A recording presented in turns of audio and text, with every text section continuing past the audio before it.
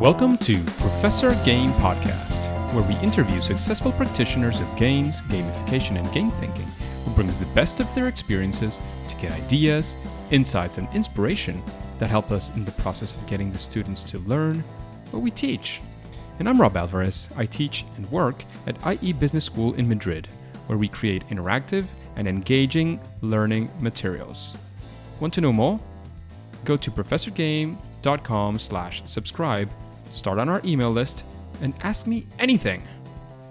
So hello, engagers. Welcome back to another episode of the Professor Game Podcast. And today we have a very different episode because today it's going to be only me. There's no guests, and we're going to be talking about a very specific topic, which I think is also very important in this context today, in this situation in general, because I think the ethics, which is what we'll be talking about today, and how they relate to game-based solutions in general, which, as Andrzej Marchewski at some point put it, he said that can englobe together things that go from gamification, game-based solutions, game-based learning, serious games, simulations, and so on. So the idea is we'll be talking about this.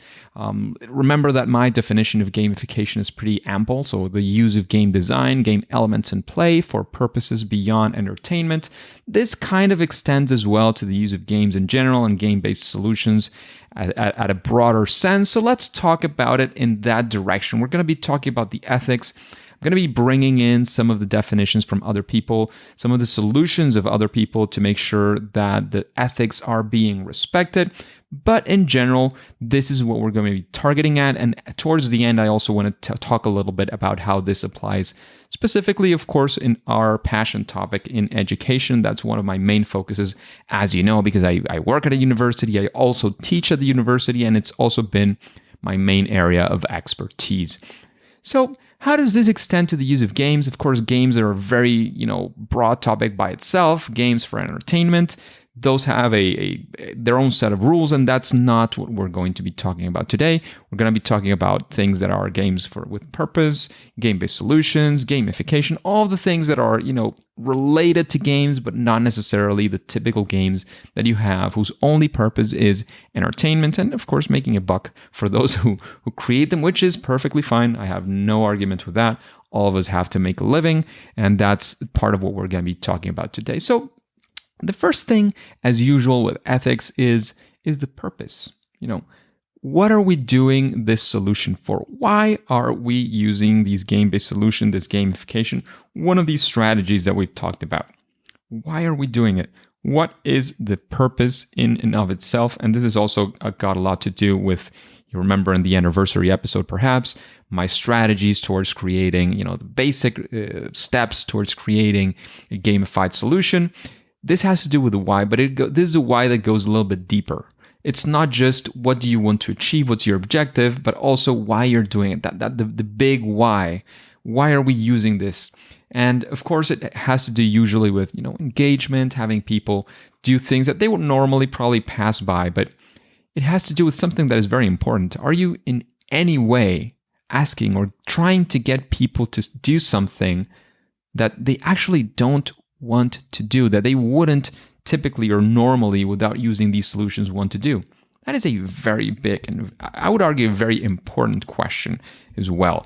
Is you have to ask yourself this question to make sure that whatever you're again creating is within certain boundaries, certain ethical boundaries. This is a very broad question, and there are many ways to approach it. There are many, in software, in gamified, so there's many ways of just saying, well, you don't want to do evil, you don't want to do this and that. But it's very general. So there are some concepts that I want to bring in, some work from other people as well, that they have been working on this in some way, in some capacity. And the first one is my fellow friend, Andrzej Marchewski from Gamified UK, also known as Dave Rage or Dave Average.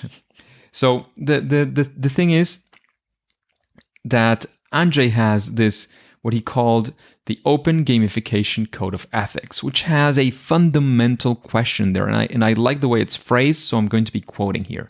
He says, Is gamification used to manipulate users in a way that does not benefit them and put their needs at the core? So here, what Andrzej seems to be putting forth, and I am a subscriber to this open gamification code of ethics myself, what Andrzej is fundamentally asking here, if what you're doing is, whether it includes manipulation or not, and we could have a whole episode on what manipulation looks like. We'd have an argument and discussions, interesting discussions with many different people about what it means. But even assuming that manipulation is there in some shape or form, are you doing it for something that does benefit them in some way, or that does not benefit them and put their needs at the core? So there he is making a fundamental question, and it's a question that I would argue that is something that we always have to ask about this. Are we putting their best interest, and putting that forth, that so they're voluntarily there, and even if there is that level of manipulation that he argues as well, is it in their best interest and benefit?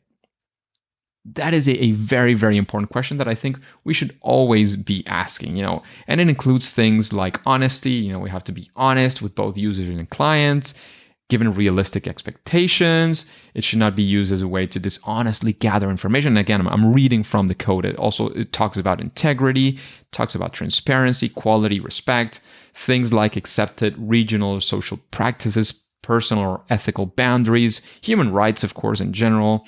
It should not be used for illegal activities, obviously, and law and illegal means different things in different countries. So it sounds very obvious and straightforward, but it's not that easy. Again, in international, when you go international, and especially nowadays with software, this is very easy. And we're talking here in a podcast. I'm talking with you through a podcast that can potentially reach anybody in the world, right? So basically, I have to try and make sure that whatever I am doing and saying here, or my guests, of course, is not violating those laws. But this is a very, very hard topic to get through, illegality. But this is not the topic of today. So again, I'm just going through the ethics code of Andrzej Merchevsky at gamify.uk. Again, many people are already subscribers. I'm one of them. And of course, I would invite you to be another subscriber. I think it in no way hurts to be agreeing to these basic principles in general that they're being set forth. So again, not being used to manipulate users, especially those who might be most vulnerable for only commercial purposes. Especially, if you're just manipulating people for your own personal gain, that doesn't seem to be very, close to integrity in itself. And, you'll not claim propriety of other people's published work.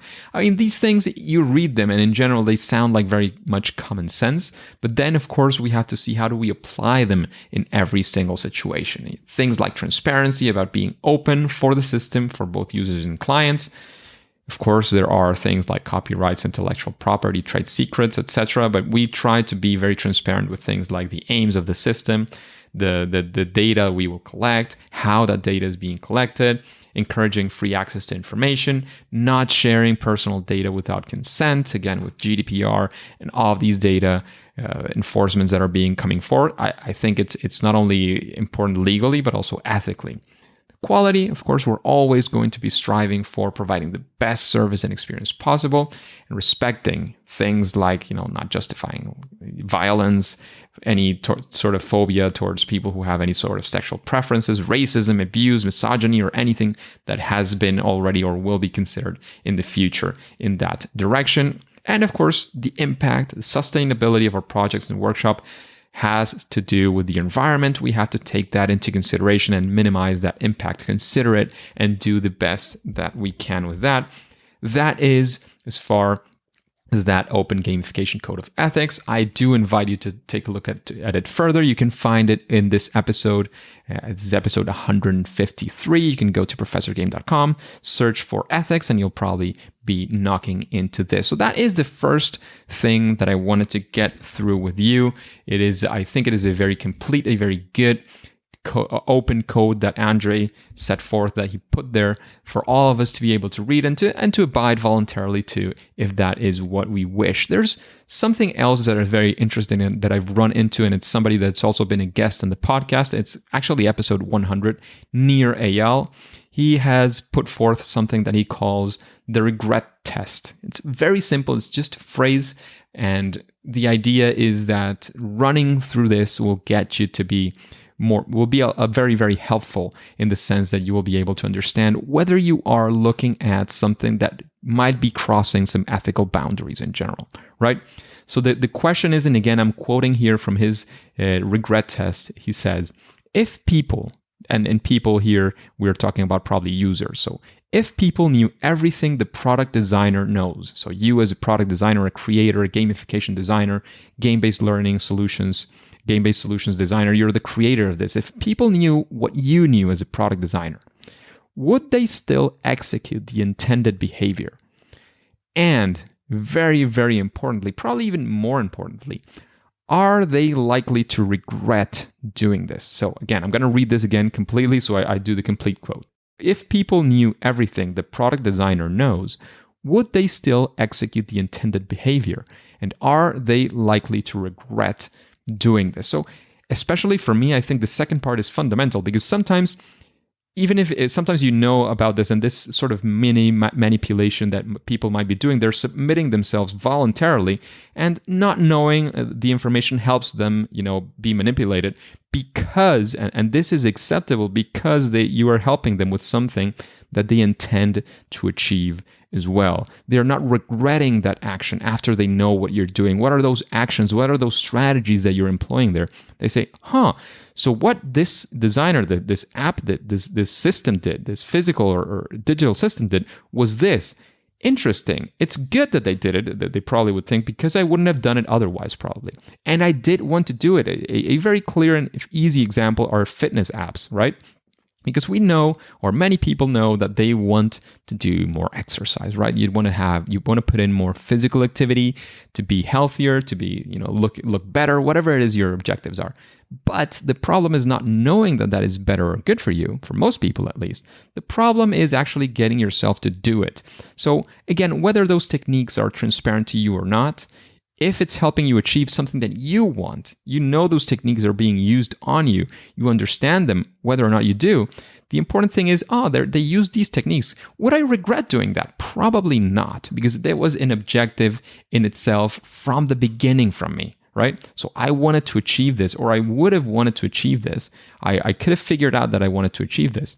What do we want to make sure, and in this one, is that we're and again, I'm quoting from part of his article. I'll put the article of the regret test of near from his blog Near and Far, is that it is, if we're not considering this, if the answer is no, then what we're doing is no longer persuasion, it is coercion, right? We're not putting a gun on people's heads to tell them do this or die, right? That's not what we're doing anyways. But you're making them, in a way, you're using strategies and things that only you are aware of as a designer, and you're pushing them to do something that then they would regret. So you're getting people to spend something that they probably wouldn't have done otherwise, and that when they see the result, they say, I really wish I hadn't done that. And if you ask me, that's definitely not ethical by any capacity. So I think the combination of these two things, again, for different situations, for different things, I think brings us together to something that is very, very powerful, very good, because, again, gamification has potentially a lot of power. Game-based solutions, we're talking about making the best of our understanding of human psychology in many ways to get people to do things that somehow, for whatever reason, they otherwise wouldn't. Again, the reason is very, very important. Maybe they're not doing it because they don't feel like it, but they actually would like to do it at their core. So again, this regret test combined with the open ethics gamification code, I forgot the name. You'll find it in the show notes. Don't worry. So the Open Gamification Code of Ethics. That's the right name. So combining these two together, using at least one of them, is something I encourage you at least to think about every time you're creating something. Consider this, and in particular, as you know, gamification and education for me are definitely the right mix. So how does this look like in education? Again, here it is a slightly different situation, because in education, again, it could be at higher education or primary level, K through 12, whatever that looks like. that some people are there because they have to be there. Some people are there because whether their parents, in quote unquote here, forced them to be in school, or the system forces us to be in school, or the system pushes us to go to the university or college. Some people could be there out of 100% voluntary situation because they want to be there, they're enjoying it. But whether or not people are there by choice or duty, as I like to say, are our techniques geared at tricking learners? Hopefully not, right? Because what we're trying to do here, and at least that is my aim, and that's why I believe education can be powered up by gamification, game-based learning, all of these techniques learned from games, it's because we are aiming at helping our learners learn more, learn better, and of course, if possible, enjoy the ride a lot more. Be there and feel better about being there. There's this very interesting discussion always about, whether gamification is about making things fun or not necessarily. Again, and this is a very good article by my friend Anjay as well, where he argues that, even if making it just suck a little bit less, that is a good purpose. The person, the user, the learner in this case, who is there and is feeling the activity as a little bit more enjoyable or a little bit less regrettable in general, that he wants to be there a little bit more than he originally would have wanted to be there had game-based solutions not been there. That is in my world, in my arguments, in my ethics, that is a good way of doing things. You're helping them feel better, be better, and learn more because they are there exactly for that reason. Again, by choice or duty. They are there to learn. They're there to be learning more. So again, we can go through, is it being used to manipulate users in a way that does not benefit them? Definitely learning is a benefit. And if you're putting them forth to enjoying more of their experience, and you're putting their needs at the core, what they need to learn, why they are there, why they want to enjoy being there a little bit more, you're at least putting that at the core of what you're creating. You're definitely on the right path. Asking the regret test as well to this works perfectly well. If our students knew what we know, would they still execute the intended behavior? Yes, in general, I would say yes. There are I don't want to call it exceptions. There's just different ways of seeing this. Because, for example, one of the simulations that we execute at IE Business School and IE University, if you knew in advance how it works, what are the results, what are you going to learn, you would probably not behave the same way within the simulation, because and we don't give them that transparency. We tell them right after, of course, but we don't give them that transparency because that ruins their experience and their learning. So again, we are putting their needs and their intent and their best desires at core, so they're able to have that experience, and then we completely disclose that. Again, they're just playing. It's just a simulation with no real world consequences. In fact, the results of the simulation are not what they're being used to be graded on. It's actually the discussion in general. But what I mean here is we don't disclose that very openly because it would ruin the experience. But then we, of course, disclose and open up and show them what will be the results. And we are very jealous about not disclosing this information out to the public. And that's why I've never gone into details in this podcast, for example, on that simulation, because if people knew in advance, they wouldn't have a good experience, and you would basically ruin the possibility of using that simulation in your class. So that is the transparency we give right after. And we also ask our students to be not very transparent to others about what the simulation is about, so that they don't ruin their experience. Because again, we're putting their needs at the core. We're looking at this from their benefit.